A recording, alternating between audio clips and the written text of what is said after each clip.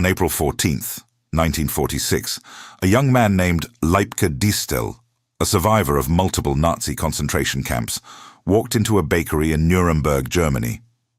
He had been working there for weeks, posing as a Polish displaced person waiting for a visa to join his uncle's bakery in Canada. He had bribed the manager with cigarettes, chocolate, and alcohol to gain access to the storeroom. But Leipke Distel was not a baker, and he had no uncle in Canada. That night, he and 2 accomplices painted the bottoms of 3,000 loaves of bread with a mixture of arsenic and glue, enough poison, according to documents later declassified by the United States National Archives, to kill approximately 60,000 people.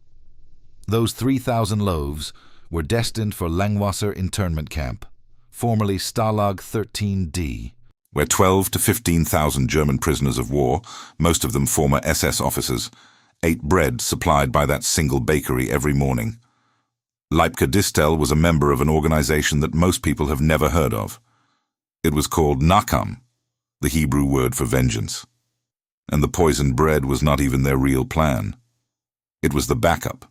To understand how 50 young Holocaust survivors came to attempt the largest mass poisoning in recorded history, you have to understand what Europe looked like in 1945, not through the lens of liberation newsreels, but through the eyes of the people who had survived the machinery of extermination, only to find that the world had moved on without them. By the time Nazi Germany surrendered in May of 1945, approximately 6 million Jews had been murdered. The scale is difficult to comprehend, and the numbers alone do not capture what the survivors faced when they emerged from camps, forests, and hiding places. Their families were gone. Their communities had been erased. Not metaphorically erased, but physically demolished, repopulated, renamed. A survivor returning to Warsaw or Vilnius or Krakow would find strangers living in their homes, hostile neighbors who did not want them back, and in some cases, fresh violence. In the Polish city of Kielce, on July 4, 1946, more than a year after the war ended, a mob murdered 42 Jewish survivors in a single pogrom. The message was unmistakable. The killing had stopped in the camps, but it had not stopped in the streets. And justice?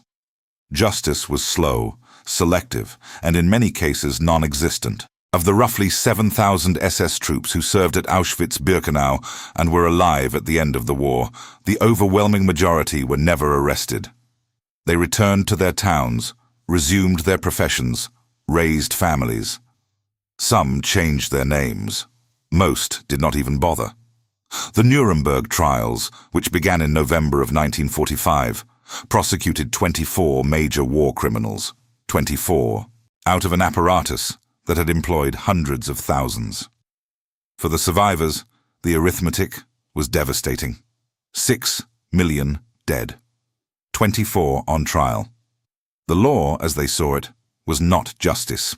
It was a performance. Into this void stepped a 37-year-old poet from Ashmayani, Belarus, named Abba Kovner. Kovner was not an ordinary survivor. On January 1, 1942, inside the Vilna ghetto, in Nazi-occupied Lithuania, he had written and distributed a document that historians now recognize as one of the most significant texts of the Holocaust. It was a manifesto, the first known document in which a target of the Nazi genocide explicitly identified the German plan to murder all Jews of Europe, not merely to persecute or deport them, but to annihilate them entirely. The manifesto called for armed resistance. 3 weeks later, the United Partisan Organization, the Vereinigte Partisane Organisatie, or FPO, was founded in the Vilna ghetto. It was among the first armed Jewish resistance organizations established in any ghetto in Nazi-occupied Europe.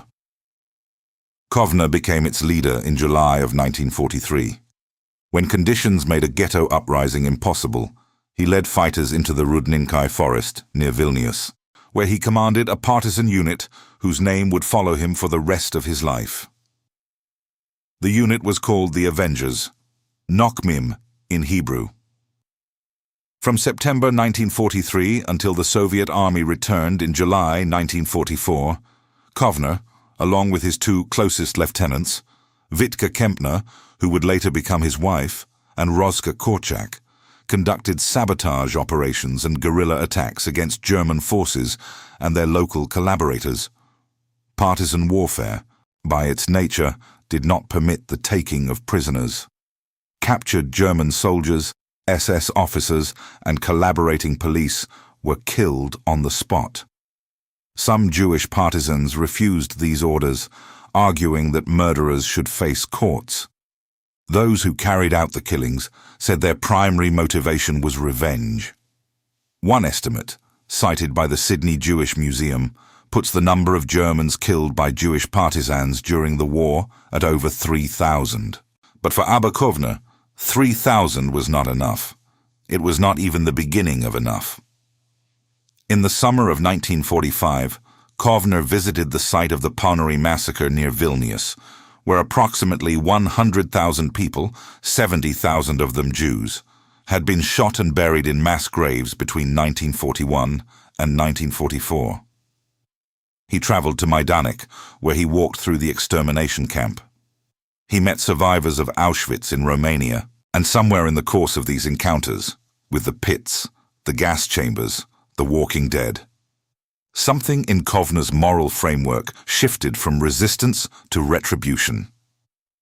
According to survivors who knew him during this period, his eloquence was described as hypnotic. He did not merely speak about revenge. He articulated what others were feeling, but could not express. The Germans, he told his followers, should know that after Auschwitz, there can be no return to normality. By mid-1945, Kovner had recruited approximately 50 people. Most were former Jewish partisans, though some were survivors who had escaped to the Soviet Union.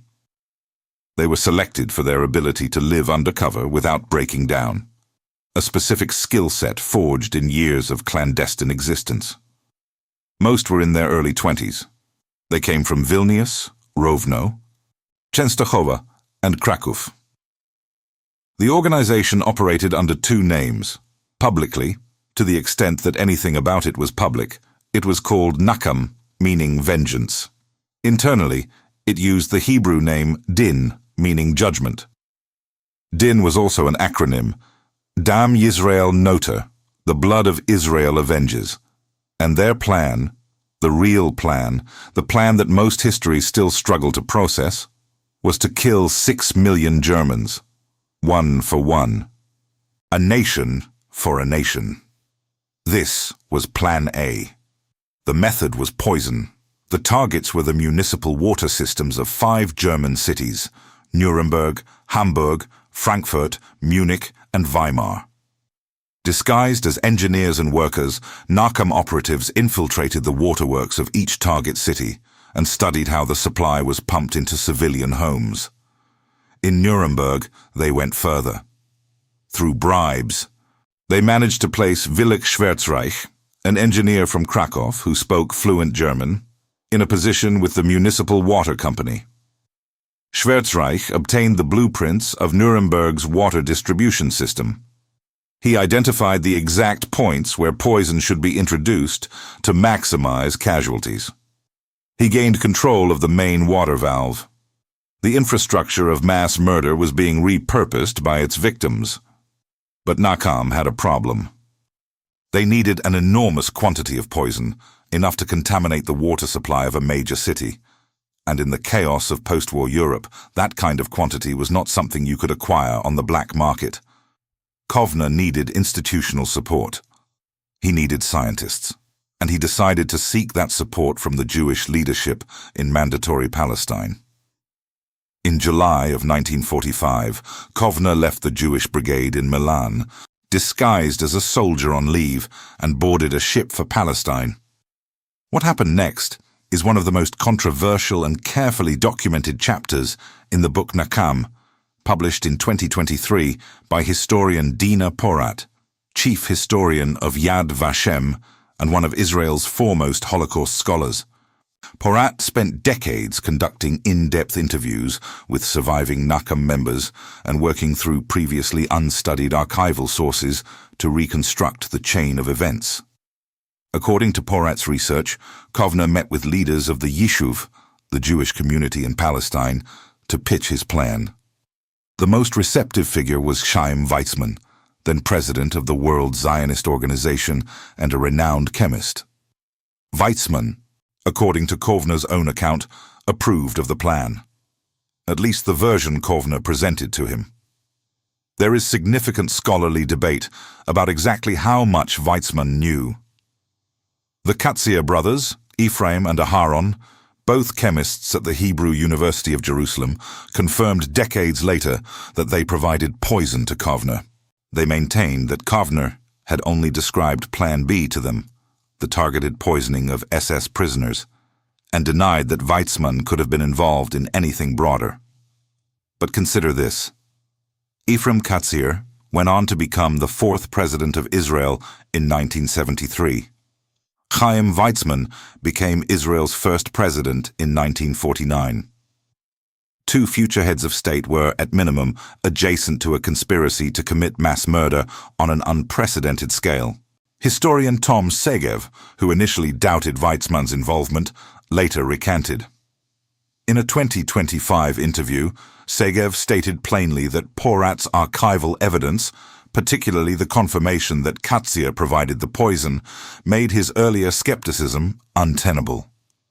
In December of 1945, Kovner was ready. He sailed from Alexandria, Egypt, to Toulon, France, carrying 2 canisters of poison, lethal in milligram quantities, concealed in 12 powdered milk cans filled with arsenic. As his ship approached the French coast, British military police came aboard. They called out the false name Kovner was traveling under over the ship's loudspeaker. Kovner, suspecting betrayal, emptied 1 canister overboard into the Mediterranean. He handed the second canister and a written note to his escort, intended for Wittke Kempner. The note contained 2 words that would redirect the entire operation. Proceed with Plan B. Kovner was arrested. He spent approximately 2 months in British jails in Egypt and Palestine. He was never questioned about Nakam. His involvement in the organization effectively ended with that arrest. The question of who betrayed him has never been definitively answered. But historians, including Porat, believe it was elements within the Jewish leadership itself, people who supported the creation of Israel and feared that a mass poisoning of German civilians would catastrophically undermine the Zionist cause in the eyes of the world. The same leadership that had partially facilitated the plan now moved to sabotage it. The tension between vengeance and statehood was irreconcilable, and statehood won. But Plan B was still alive. With Kovner imprisoned and the high-grade poison lost to the sea, leadership of Nakam's operational cells passed to Joseph Harmatz. The target shifted from German civilians to German prisoners of war, specifically the 12,000 to 15,000 former SS officers and prominent Nazis held at Langwasser internment camp near Nuremberg under United States authority. The approach shifted from water supply to bread. The logistics of Plan B reveal the extraordinary discipline of these young survivors. Yitzhak Ratner, a chemist and former Vilna ghetto insurgent, was recruited to solve the poison problem locally. In October of 1945, he set up a clandestine laboratory at Nakam's headquarters in Paris. Over several months, he tested formulations, experimenting with combinations of arsenic, glue, and other additives to create a mixture that was tasteless, odorless, and had delayed effects. He tested the results on cats. The cats died. Meanwhile, Ratner obtained more than 18 kilograms, approximately 40 pounds, of arsenic from contacts who worked in the tanning industry. The arsenic was smuggled into Germany. 6 Nakam members secured jobs at the Konsum Genossenschaftsbäckerei, the consumer cooperative bakery in Nuremberg, which was the sole supplier of bread to Langwasser camp. Among them was Leipke Distel, the concentration camp survivor who posed as a displaced Polish baker. The security at the bakery was tight. Food theft was a serious concern in post-war Germany, and workers were monitored. The Nakam operatives smuggled arsenic into the facility over the course of several days, hiding it under their raincoats and stashed it beneath the floorboards. Experiments had shown that the arsenic mixture did not spread evenly when mixed into dough, so they made a critical decision. They would paint the poison onto the bottom of each individual loaf after baking. On Saturday, April 13, 1946, the bakery workers went on strike. This delayed the operation and prevented 3 of the 6 Nakam operatives from entering the building. Distel and his 2 remaining accomplices had only enough time to paint approximately 3,000 loaves instead of the 14,000 they had planned. 9 days later, on April 23, 1946, the New York Times reported that 283 German prisoners of war at Langwasser had fallen ill from poisoning. 207 were seriously ill and hospitalized. The headline ran in American newspapers. Investigations were launched by both American and German authorities. And then something remarkable happened, or rather, something remarkable failed to happen. Despite the fact that documents later obtained through the Freedom of Information Act confirmed that the quantity of arsenic found in the bakery was sufficient to kill approximately 60,000 people, despite the fact that the poison was applied directly to bread that prisoners consumed. No deaths were confirmed. None. The most likely explanations are that the operatives, rushed by the strike, spread the poison too thinly, or that prisoners detected something wrong with the bread and did not eat enough to receive a lethal dose. Joseph Harmatz, speaking publicly for the first time in a 1999 documentary, claimed that 300 to 400 Germans had actually died. He said it was nothing compared to what they really wanted to do. But the declassified American records do not support his claim. The official count remains: 283 sick, 207 hospitalized, 0 confirmed dead. German prosecutors opened an investigation against Harmatz and Distel for attempted murder.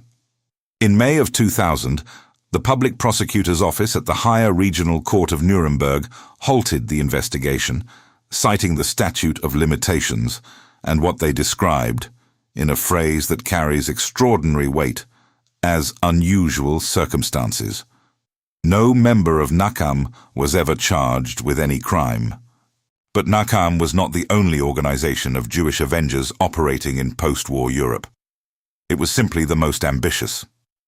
While Kovner's group was plotting to poison millions, veterans of the Jewish Brigade, the 5,000-strong military formation of Palestinian Jews that had served in the British Army, were conducting their own campaign of retribution. Within the brigade, a secret unit called Gmul, Hebrew for recompense, was formed specifically to hunt Nazis. Working in teams of no more than 5, Gmul operatives adopted a chillingly efficient method. They would approach their target at home, wearing British military police uniforms and armbands, real uniforms, appropriated from their own military service. They would tell the target he was being taken for interrogation. Once in the car, they would reveal who they truly were and why they had come. Some of the targets confessed. According to Mordecai Gichon, a former brigade soldier who would later co-found Israeli military intelligence, they specifically sought senior Nazis who had managed to shed their uniforms and return to civilian life. Gmul operated for approximately 3 months. Estimates of the number of Nazis killed during this period range from 100 to 200. The operation ended when the British military, receiving complaints from German families about men who had disappeared after being taken for interrogation, understood what was happening and redeployed the Jewish Brigade to Belgium and the Netherlands. But the killing did not stop. It merely changed organizational form. Israel Karmi, a Jewish brigade officer who simultaneously served as a senior representative of the underground Haganah, created what may have been the most audacious deception of the post-war period. He invented a completely fictional British military unit, complete with fabricated paperwork, official seals, passes, requisition forms, uniforms, and insignia. The unit's name was Tilhas Tizig Geschäften, a phrase combining Arabic and Yiddish that loosely translates to an extremely vulgar expression meaning, essentially, lick my ass business.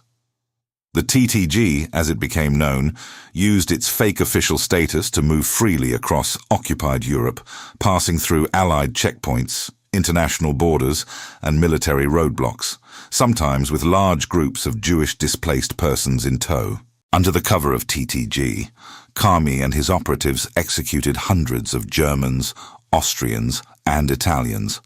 According to multiple documented sources, including research compiled for the Wikipedia article on the TTG and corroborated by academic historians, most of these targets were identified as active former members of the SS or as individuals who had assisted in the deportation or extermination of Jews. The total number killed by TTG operatives is unknown, but estimates range as high as 1,500.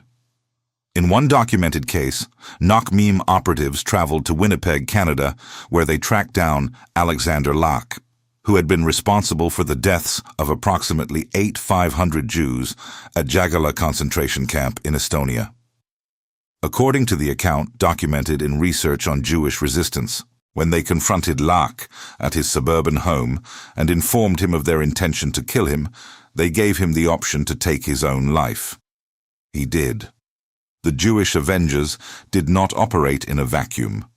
They existed in a moral universe that had been shattered beyond conventional repair. The members of Nakam believed, and stated explicitly, that the laws of the time were incapable of adequately punishing an event as extreme as the Holocaust. They believed that the complete moral bankruptcy of the post-war world could only be addressed through catastrophic, retributive violence. As Dina Porat writes, the group's members held formative humanistic values, values instilled in them before the war, in youth movements, in literature, in Enlightenment ideals, and those values clashed violently with their plans for mass retribution. The tension was never resolved. It was simply abandoned when circumstances made the plans impossible.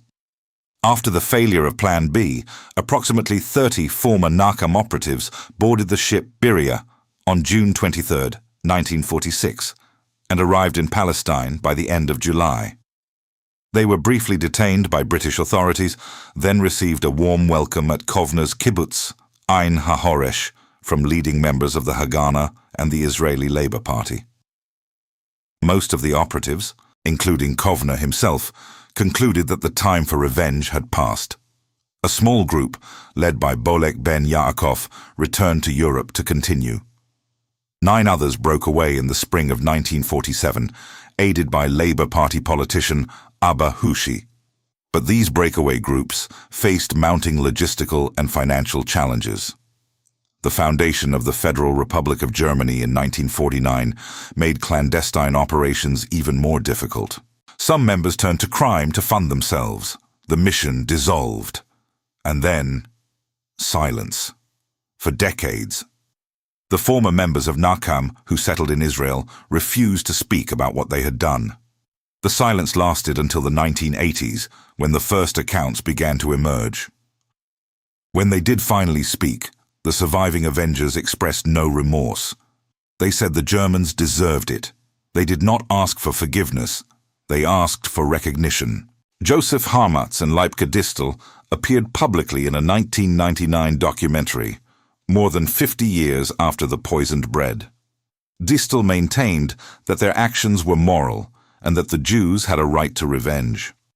Porat, who spent years interviewing these aging men and women, hypothesizes that Nakam served a psychological function that transcended its operational goals.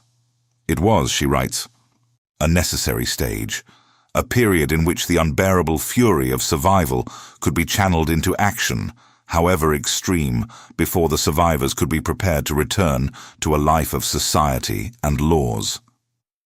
The act of planning revenge, of asserting agency after years of powerlessness, may have been more important than its execution. Abakovna himself underwent perhaps the most dramatic transformation of all. The man who had planned to kill 6 million Germans became one of the greatest poets in the Hebrew language. His work, dense, haunted, luminous, grappled with memory, loss, and the moral weight of survival. In 1970, he received the Israel Prize, the country's highest cultural honor. He died on September 25, 1987, at the age of 69. His biographer, Dina Porat, describes his participation in Nakam as political suicide, a choice that could have destroyed his reputation and his legacy. She describes its failure as a miracle. The story of the Jewish Avengers is not a story of simple heroism. It is not a redemption arc. It is a story about what happens to human beings when every system designed to protect them fails, when the law is absent, when justice is performative, when the dead outnumber the living by millions, and when the survivors are young enough to believe that the equation can be balanced with poison. It raises questions that do not have answers. Is revenge ever proportional to genocide? Can the desire for vengeance coexist with the humanistic values that make civilization possible? And what does it mean that the same community that nearly committed mass murder went on to build a democratic state? As of November 2019, 4 members of Nakam were reported to still be alive.